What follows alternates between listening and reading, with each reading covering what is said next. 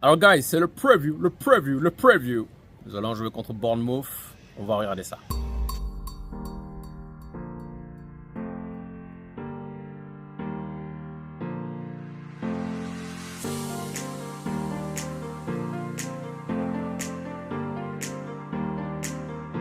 Alors guys, avant de rentrer dans le vif du sujet, donc contre Bournemouth, décortiquer la conférence de presse, nous allons regarder les coefficients UEFA. Et malheureusement, cette semaine, elle n'est pas très bonne. Pourquoi?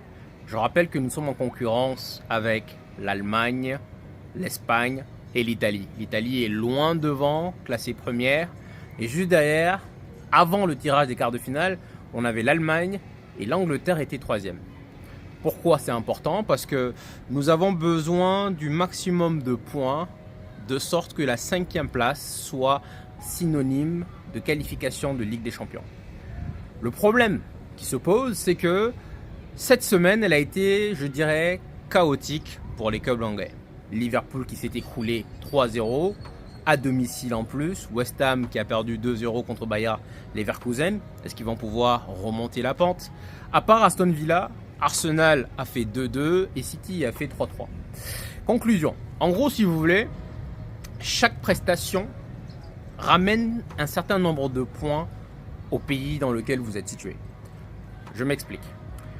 Aujourd'hui, si vous faites match nul, vous allez peut-être avoir, je ne sais pas exactement le nombre de points, comment ça marche, mais on va aller, je vais essayer de vous expliquer donc avec voilà, des hypothèses. Si City fait match nul au Real, on va dire qu'il va rapporter 2 points, voire 3 points. C'est un exemple. 2 points, voire 3 points à l'Angleterre. Mais faire nul à l'extérieur et faire nul à domicile, ce n'est pas la même chose. C'est-à-dire que là, actuellement, City a fait match nul contre le Real de Madrid. City amène 2-3 points, voire 4 points à l'Angleterre, tandis que Arsenal, de son côté, a fait match nul, mais à domicile. Donc, eux, ils vont rapporter 1 point, voire 2 points à l'Angleterre. Donc, je ne sais pas si vous comprenez. De la même manière que si vous gagnez d'un but d'écart, de 2 buts d'écart, ce ne sera pas les mêmes nombres de points. Conclusion, Liverpool qui perd, non seulement il perd pas à l'extérieur, mais il perd à domicile, mais en plus, il perd de 3-0. Ce qui fait que l'Atalanta ramène beaucoup plus de points en termes de victoire, en termes à l'Italie que par exemple Bayer Leverkusen 2-0 contre... voilà, je ne sais pas si je me fais comprendre.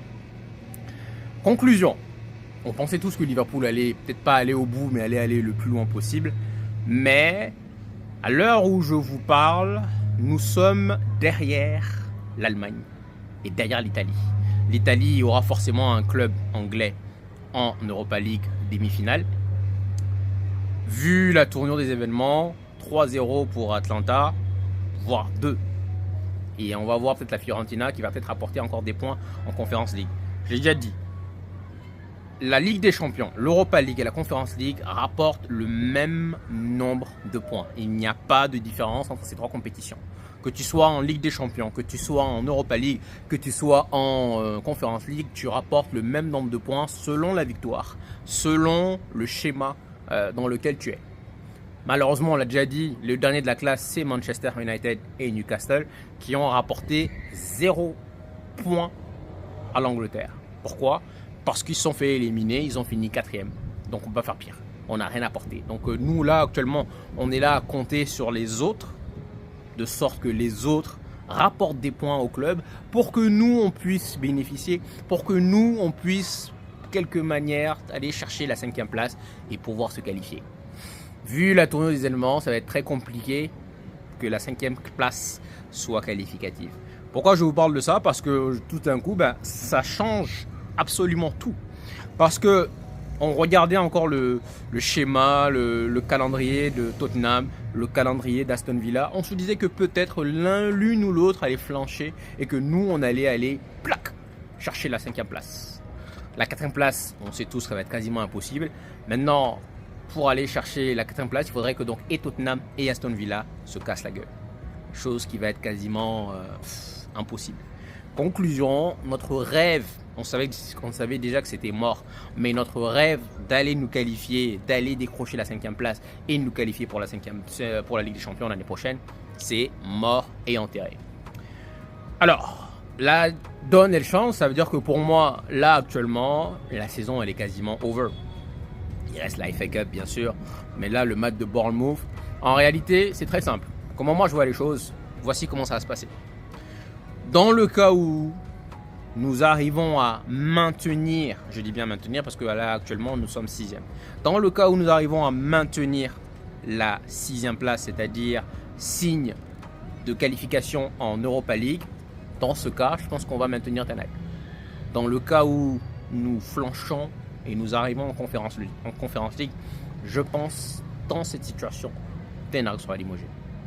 Alors là, nous jouons en réalité pour maintenir notre 6e place. Alors guys, pour revenir à la conférence de presse de Ten Hag, nous avons appris que McTominay sera indisponible.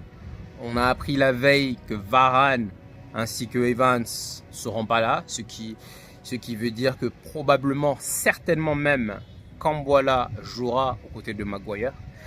McTominay, la dernière fois, j'avais pas compris. J'avais vu Amrabat rentrer, j'avais pas compris. J'avais pas fait attention à de sorte que McTominay n'est pas sur le banc. Mais en réalité, c'est parce qu'il était blessé. J'avais trouvé ça bizarre, de sorte qu'ils nous mettent Amrabat devant McTominay, vu côté favoritisme, j'avais même salué, mais en fait, c'est juste parce qu'il était blessé. Donc McTominay est blessé, il est absent. On a également donc Varane. On a Rashford qui s'est entraîné cette semaine. Pour vous dire vrai, sincèrement, franchement, vous savez, je vais vous faire un comparatif. C'est le match de Bayern en 2010. Vous voyez le match retour, on avait perdu 2-1. Le match retour, on avait commencé tambour battant 3-0. On s'est fait éliminer 3-2 où Raphaël il prend un rouge. Rooney était incertain lors de ce match. Et sincèrement, là, j'étais inquiet. Aujourd'hui, sincèrement, Rashford est inquiet. Rashford, il s'est entraîné. Franchement, les gars, pour vous dire vrai, franchement, ça me fait... Voilà. Rashford s'est entraîné, ça veut dire qu'il va jouer. Moi, je préférais voir un Garnacho et un Madjalo. Donnez-lui la chance à un Madjalo. Parce que je sais au moins que derrière, je vais avoir un peu de folie. Et en fait, ce qui me dérange même avec Rashford, pour vous dire vrai, c'est que quand il est là, systématiquement, le jeu va basculer côté Rashford. Que ce soit Bruno, que ce soit un autre joueur. Quand on va avoir le ballon, on va se dire qu'il y a une star dans l'équipe. On va vouloir lui faire la passe. Alors que parfois, on a les capacités, les aptitudes d'aller chercher soit même le but, soit même la passe qu'il faut. Mais tout de suite, lors d'un contre, ça passe systématiquement sur Rashford. Et c'est pour ça que moi, j'ai pas envie de voir de star en réalité dans l'équipe. Donc Rashford s'est entraîné avec l'équipe. Ensuite, il est revenu un peu sur le cas Maguire, le fait qu'il voulait le laisser partir. Il a dit simplement que oui, il voulait le laisser partir parce que l'année dernière, il n'avait pas de temps de jeu. Cette année, il a eu du temps de jeu. Guys, Maguire a fait une bonne saison cette année. Ruthless, on s'en débarrasse. Il n'y a pas de pitié. Moi, je pense qu'il faut s'en débarrasser. Si West Ham vient taper à la porte, on leur dit 20 millions, 30 millions. 30 millions vu la saison qu'ils viennent de faire. Les gars, c'est la 5e saison de Maguire. Mine de rien, ça fait 5 ans qu'on se le coltine. Il fait une bonne saison cette année, il faut le souligner. Mais ruthless. Ensuite, il est revenu sur le cas, le départ de Murto, en disant que oui, il avait besoin d'un directeur sportif. Ça va lui manquer dans le sens où il aura besoin de parler avec quelqu'un. Sincèrement, je vois pas en quoi Murto pouvait parler, sincèrement. En termes de football, en termes de connaissances footballistiques, je vois pas en quoi Murto allait venir dire à Ten Hag, ouais, tu fais ça, puisque c'était un 1, vous savez la suite. Donc bon, en gros, c'est un moyen de dire que j'ai besoin d'un directeur sportif. Donnez-moi un directeur sportif. Ensuite, il a dit aussi sur le fait que on a dû composer de charnière centrale à chaque fois, il faut changer.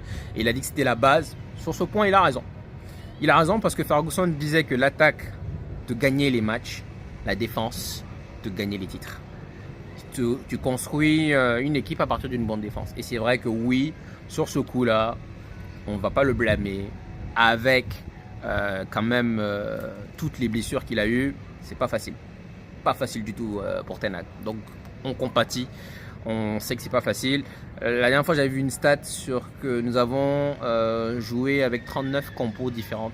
Et je crois que j'avais vu une question de stats en termes de charnières centrales. Je crois qu'on a composé avec 30 charnières centrales différentes, c'est-à-dire les 4. On a composé genre avec, premier match c'était Shaw, Martinez, Varane, Bissaka. Ensuite c'était Shaw, Varane, Martinez, Dalot. Bon, à chaque fois il y avait quelqu'un qui changeait. Et donc oui, sur ce point-là, on va compatir avec Ten Hag. C'est pas facile. Donc c'est pas facile. Donc Bournemouth, guys. C'est un match, je sais pas comment je vais vous dire ça. Franchement, maintenant que je sais que quasiment 100% la 5e place, on l'aura pas. Enfin, elle ne sera pas synonyme de qualification en Ligue des Champions. Ça change toute la donne pour moi. Le match change de saveur pour moi. C'est comme si maintenant, bon, bah, on va jouer pour jouer, histoire de maintenir. Rappelons qu'on a pris 3-0 au match aller. On s'est fait 3-0 chez nous en plus. Donc pour moi, il faut normalement repartir là-bas et remettre les pendules à l'heure. Normalement, on devrait aller, nous aussi, aller gagner 3-0 là-bas. Normalement. Mais bon, avec ces joueurs à mentalité flequet là, franchement, je sais pas. Côté compo, guys, je pense être assez prévisible. On a vu, avec tous les blessés que nous avons, je pense que voilà, on va aller avec Onana, Dalot, Bissaka, Maguire, Kambuala, Casemiro, Maino, Bruno Fernandes, Rashford, Højlund, Garnacho. Je pense que malheureusement, c'est un peu ça aussi. Il n'y a pas de folie, vous voyez ce que je veux dire. Il n'y a pas de...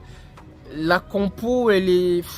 Il y a pas... c'est un truc qui m'énerve avec Ten Hag. C'est qu'il n'y a pas de suspense. Rashford, s'il ne joue pas, c'est parce qu'il n'est pas apte.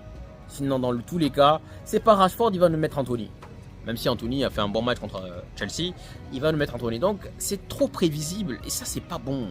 C'est pas bon du tout. Donc, franchement, c'est trop prévisible. En termes de résultats,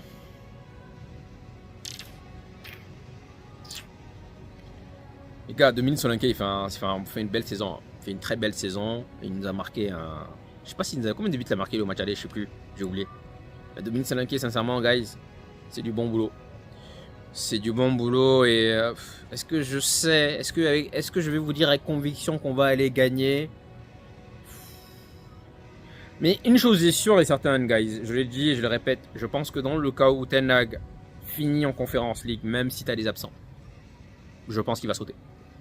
Je pense qu'il va rester dans le cas où il arrive à garder l'Europa League. Parce que on va dire qu'il a des excuses, il a des blessés, oui. Mais finir en Conference League, c'est-à-dire derrière Newcastle, derrière West Ham, derrière je sais pas quoi, je pense que là il va sauter. Donc là je pense que même si oui il a eu précision, c'est mon avis personnel. Je n'ai rien vu, je n'ai rien entendu. Je me dis que voilà, Conference League, ça sera un manque à gagner énorme pour le club. Ça va être dur. Ça va être très dur. Donc guys, voici donc le preview contre Bournemouth. Dites-moi en commentaire ce que vous en pensez. Et puis bon ben voilà, hein, on se dit à demain avec yay, avec la joie aux lèvres. On se dit à demain pour le match. Et puis bon ben, prenez soin de vous en attendant. Ciao ciao.